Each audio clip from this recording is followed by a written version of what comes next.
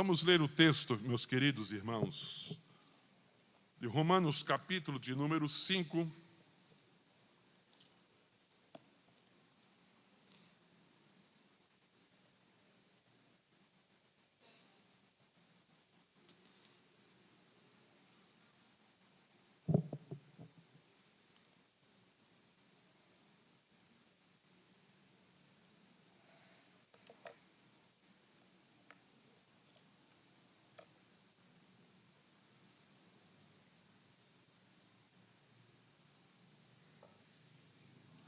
Vamos ler os versos 1 e 2. Diz o texto: justificados, pois, mediante a fé, temos paz com Deus, por meio de nosso Senhor Jesus Cristo, por intermédio de quem obtivemos igualmente acesso, pela fé, a esta graça na qual estamos firmes e gloriamo-nos na esperança da glória de Deus. Amém. Meus irmãos, nós temos tido a oportunidade de estudar essa carta, a carta de Paulo aos Romanos. Já chegamos até aqui, o capítulo 5. E somente a título de introdução e de recapitulação, para a gente lembrar um pouquinho do que nós já vimos, o apóstolo Paulo está escrevendo esta carta, mostrando o seu desejo, o seu interesse de visitar a igreja de Roma e de receber daqueles amados irmãos o apoio no que diz respeito a uma viagem missionária que ele tinha até a Espanha. Os seus planos eram de levar em terras ainda não alcançadas a mensagem do Evangelho. Como ele mesmo vai dizer nessa carta, no capítulo 15, ele queria ir, levar uma semente e plantar uma semente no lugar onde ninguém ainda tinha plantado, para não edificar sobre o edifício de outro, sobre a edificação de outro. Então, Paulo tinha a visão de expansão do Evangelho a terras longínquas, chegar até os confins da terra. Esses eram seus planos missionários. E essa carta tinha esse intuito, o intuito de estimular aqueles irmãos na fé, mas principalmente falar dos seus planos, dos seus projetos e mostrar do seu desejo de visitar os irmãos e contar com o apoio daqueles irmãos no que diz respeito à pregação do Evangelho. Agora, para isso, Paulo então começa a dar uma justificativa, porque ele estava justamente indo para levar o Evangelho, como ele mesmo vai dizer no capítulo 1, estava disposto a pregar o Evangelho em todos os lugares, a todas as pessoas, fossem elas gentílicas ou judias. A razão disso, Paulo vai dizer, bem, é porque eu não me envergonho do Evangelho, porque eu sei que ele é o poder de Deus para a salvação de todo aquele que crê, e eu sou devedor, eu sei que tenho um compromisso diante de Deus de levar, de pregar, de anunciar o Evangelho a todas as pessoas. Para isso, então, ele começa a dar as razões, mas de uma forma muito mais profunda, por que ele estava fazendo isso, que é mostrar a necessidade que as pessoas tinham de ouvir o Evangelho, mostrar justamente o poder deste Evangelho, o que Deus fez em Cristo Jesus para salvar, e o resultado deste Evangelho na vida das pessoas. Então, ele começa no capítulo 1, do verso 18 até o capítulo 3, versículo 20, a falar justamente sobre a necessidade que todos tinham de ouvir este Evangelho. Ele começa no capítulo 1, capítulo 2, falando de que todos estavam em pecados, tanto os gentios, o mundo gentílico daquela época precisava ouvir o Evangelho, porque estava apartado, afastado de Deus, como também os judeus que haviam recebido a lei de Deus, mas não eram obedientes a esta lei, precisavam também deste Evangelho, porque o único meio, diz Paulo, do homem reconciliar-se com Deus é através deste Evangelho. Ele disse, a realidade é esta, eu sei disso. Paulo estava dizendo, olha, que todos os pecaram e destituídos estão da glória de Deus. E a única forma desse pecador reconciliar-se com o seu Criador é através de Cristo, através da obra de Cristo lá na cruz, porque esse foi o meio que Deus usou para reconciliar, para trazer todos os pecadores de volta a Deus. A obra da salvação é uma obra divina, uma obra que Deus realizou em Cristo. Aí ele vai falar sobre a doutrina da justificação pela fé.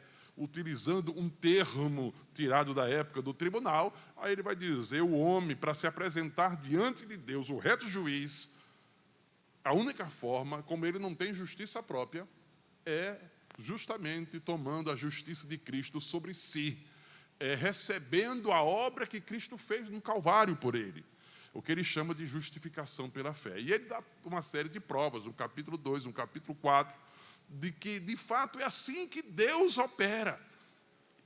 Deus não salva o homem pelas suas obras, pela sua obediência, pela sua justiça, mas única e exclusivamente pela obra de Cristo. E pela fé nesta obra que o homem é declarado justo. Esse é o significado da palavra justificação que ele usa. É a declaração diante do tribunal de Deus, diante desse reto juiz. O homem não é feito, ele é declarado justo perante Deus, mediante a obra de Cristo. Isso, única e exclusivamente, diz Paulo, pela fé. Agora, no capítulo 5, ele vai dizer, vai falar aqui, como a gente já começou a ver, o resultado ou os benefícios dessa justificação. Ou seja, uma vez justificados, uma vez sendo declarados justos perante Deus, qual o efeito disso? Qual é o resultado disso? Stott vai dizer que isso tem 3 resultados, passado, presente e futuro. No passado, ele vai dizer que no passado desfrutamos, então, de uma paz com Deus. É o primeiro resultado, versículo 1.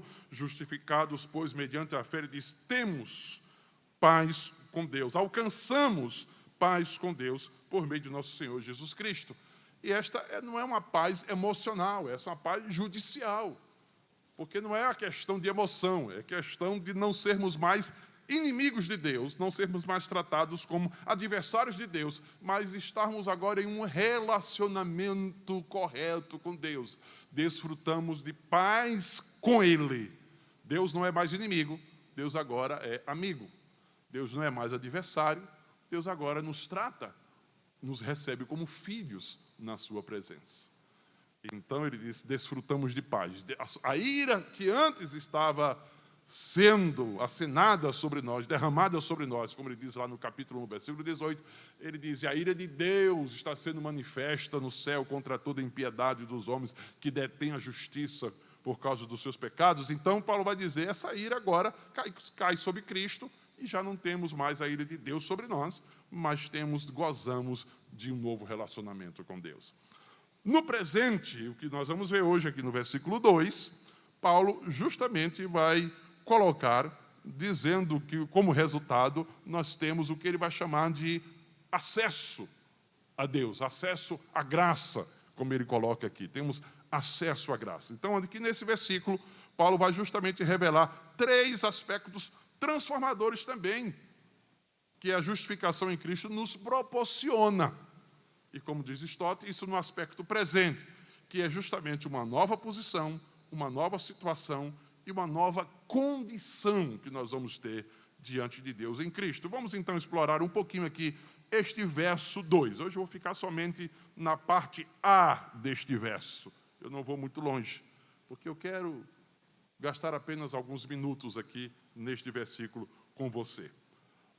E vamos colocar aqui, então, vamos explorar esses 3 aspectos que Paulo coloca aqui, daquilo que nós desfrutamos como benefício da nossa justificação. Em primeiro lugar, Paulo vai dizer que a nossa justificação em Cristo nos trouxe uma nova posição, e é o termo que ele coloca aqui.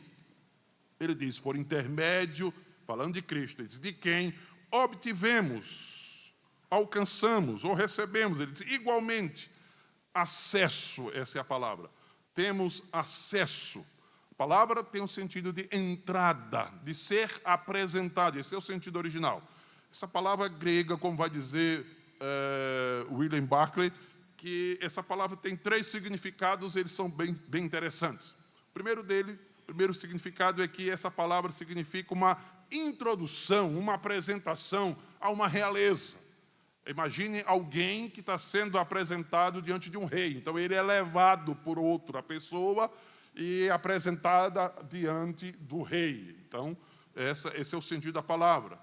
Isso acontecia antigamente, ou ainda acontece nos dias de hoje, onde existe a monarquia.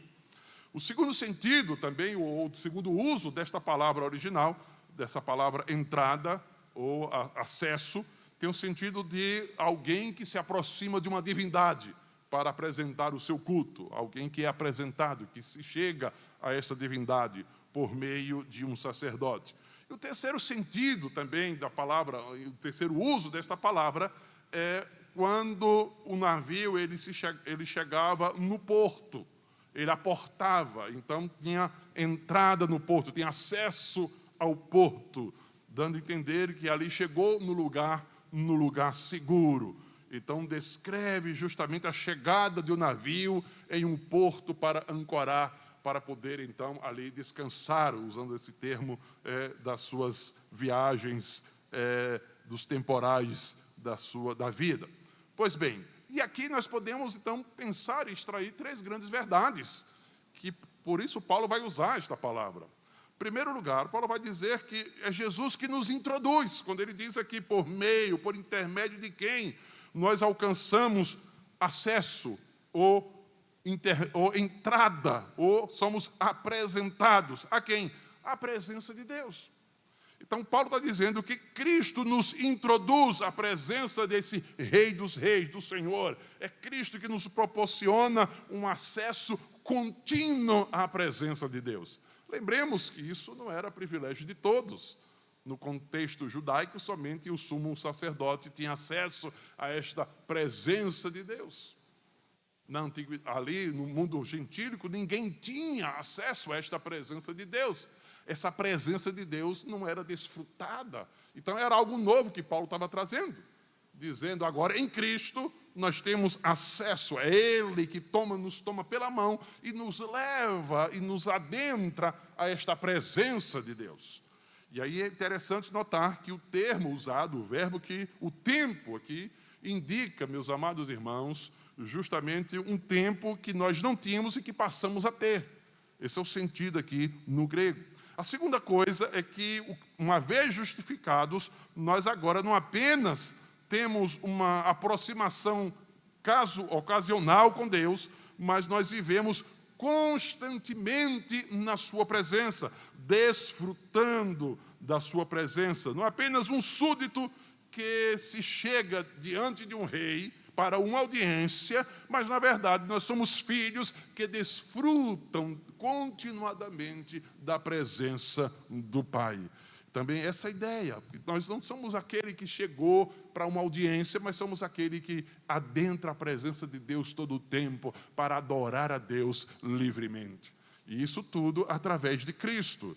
E a terceira verdade que destacamos aqui nesse termo é que a nossa justificação, na verdade, também nos traz a um porto seguro, ao lugar de descanso em meio às tempestades da vida.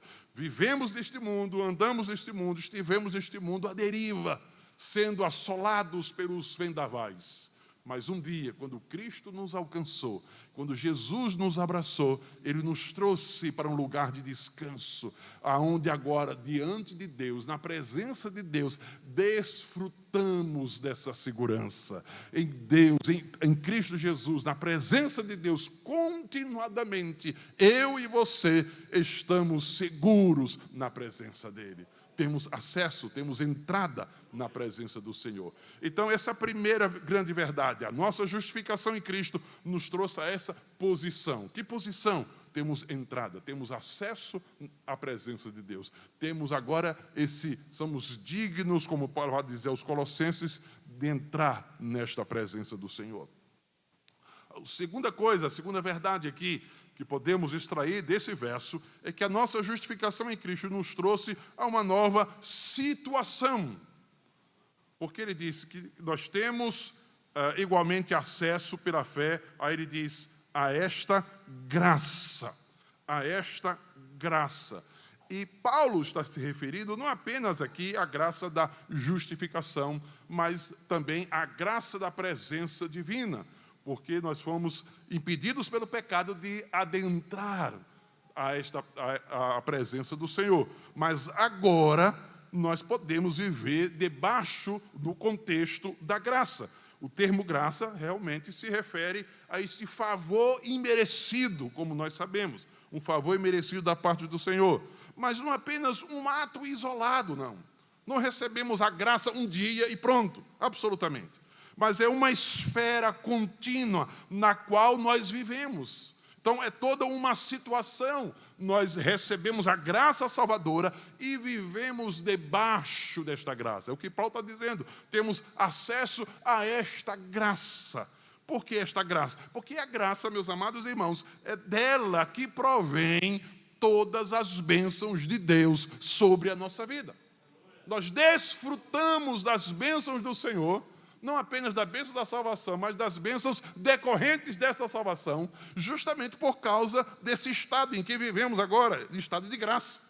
Paulo vai dizer, a partir desse capítulo, nos versos seguintes e nos capítulos que seguem também, em primeiro lugar, que esta graça, ele é um poder abundante que sobrepuja o pecado, como ele vai dizer no verso 15 e no verso 16. Aonde abundou o pecado, ele vai dizer, superabundou a graça.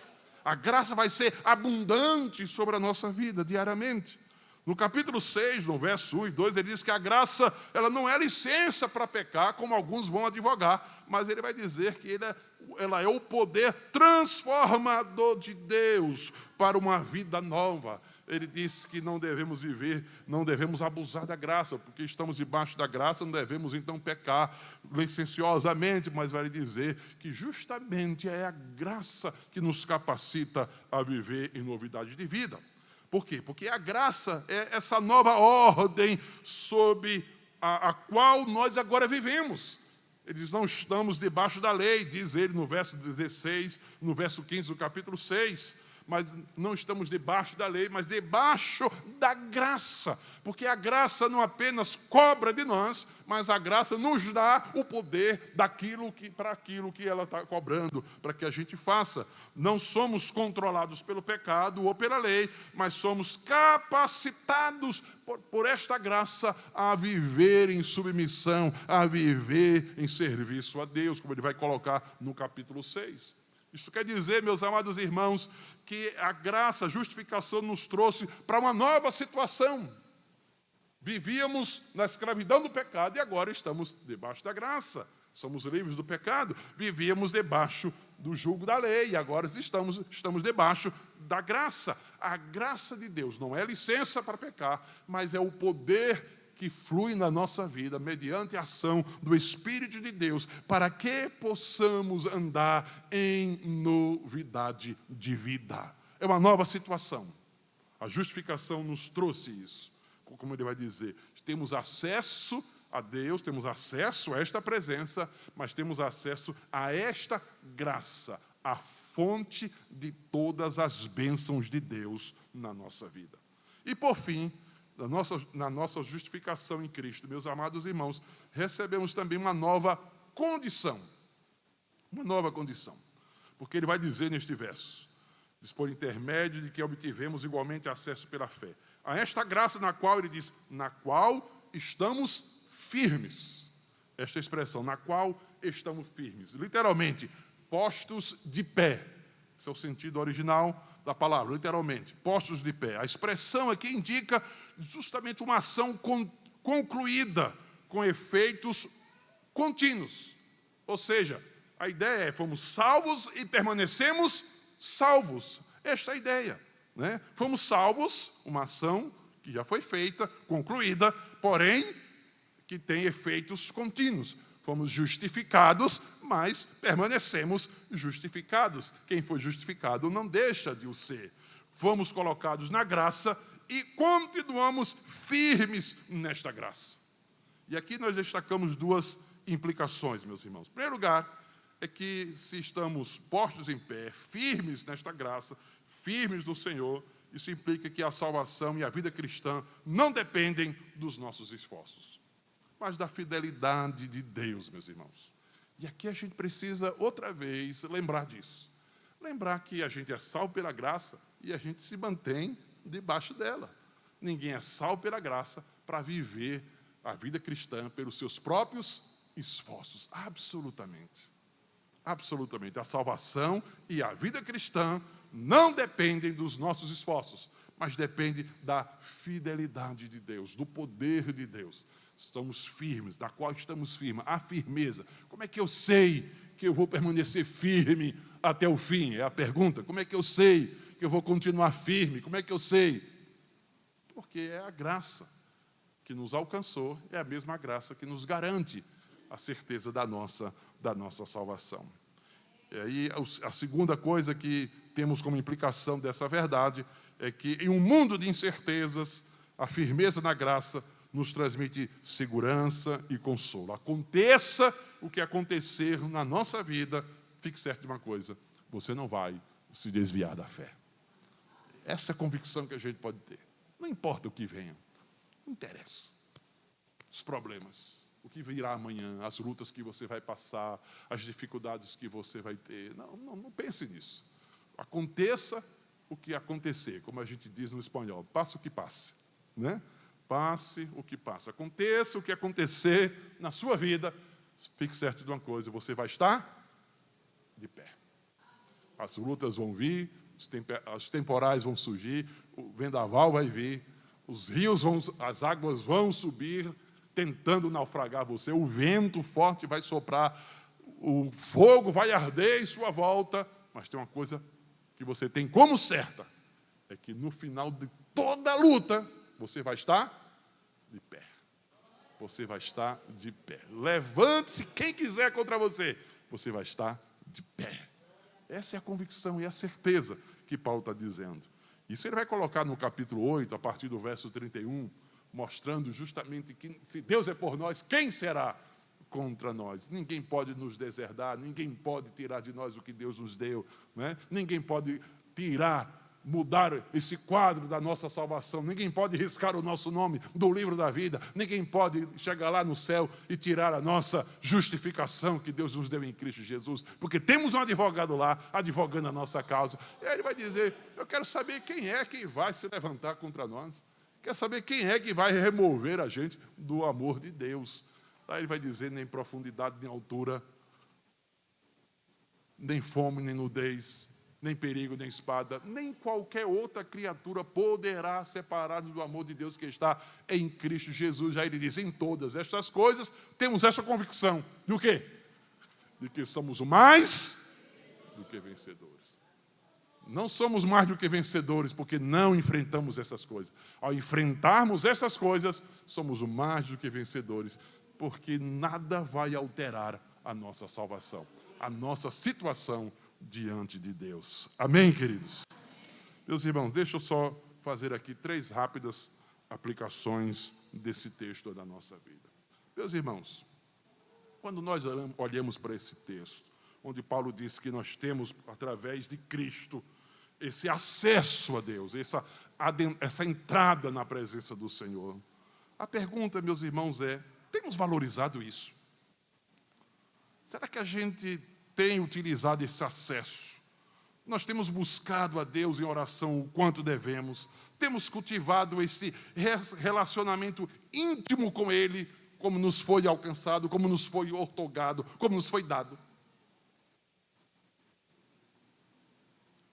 O desprezo à oração, o desprezo à busca da presença de Deus, o desprezo, meus irmãos, a negligência a uma vida de oração é, na verdade, uma negligência a uma doutrina bíblica.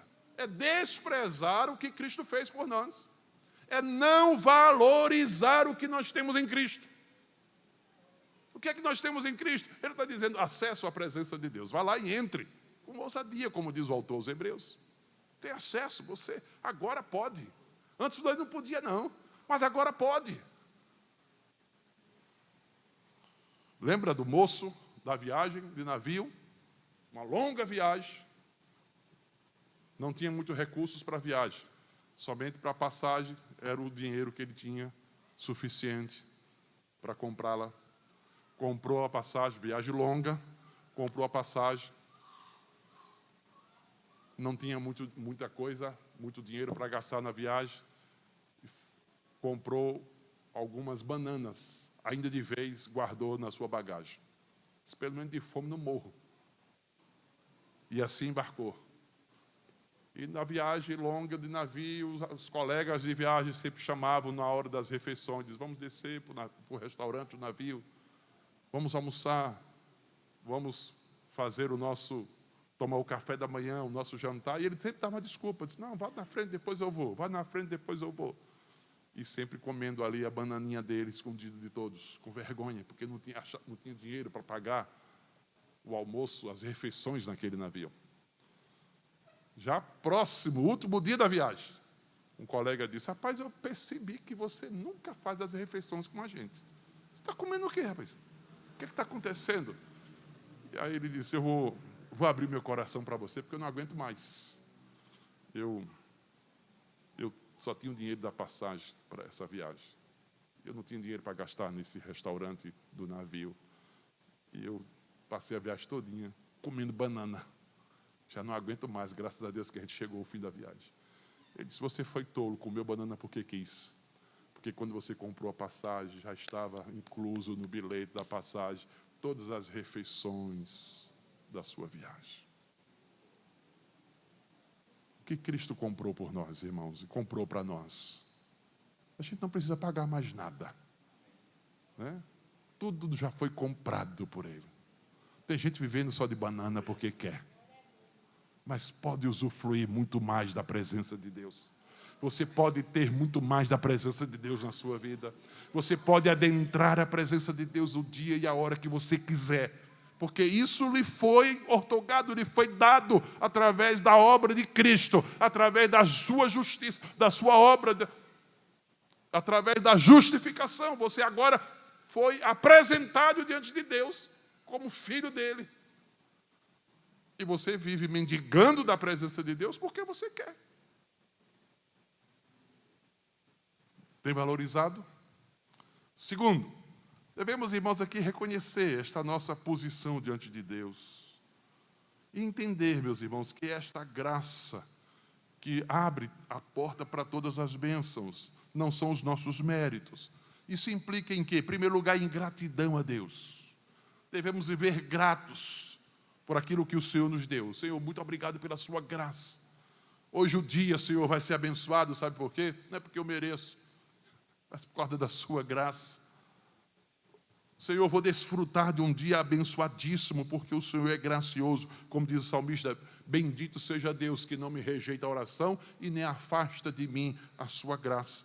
A sua graça, diz o salmista, é melhor do que a vida. Deve existir gratidão em nós, mas também deve existir humildade no nosso coração. Porque a graça de Deus nos humilha.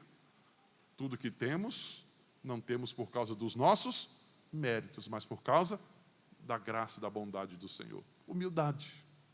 Humildade. Deve existir em nosso coração humildade. Tudo que tenho, não sou digno, mas é a graça de Deus.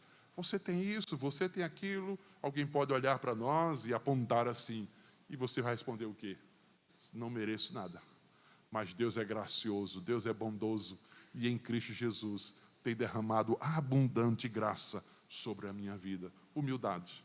Mas essa mesma humildade, meus irmãos, precisa ser refletida, ou esta graça precisa ser refletida nas nossas relações interpessoais. Devemos olhar para as outras pessoas e conviver com as outras pessoas, refletindo esta mesma graça. Devemos ser manifestantes desta graça na nossa vida.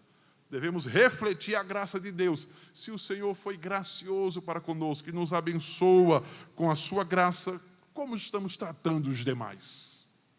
Há um olhar gracioso da nossa parte para com o próximo. Temos manifestado graça na vida dos outros. Temos transmitido graça na vida dos nossos irmãos, dos nossos familiares, dos nossos amigos. Como temos tratado os demais? Como é que essa graça se revela no nosso dia a dia? E por fim, meus irmãos, esse versículo vai nos mostrar que, mesmo diante das adversidades, nós devemos lembrar que nenhum vendaval da vida pode nos afastar do Senhor. Estamos firmes nesta graça. Esta segurança nos capacita a enfrentar os desafios com confiança e com perseverança. Com perseverança. Devemos ter isso em mente.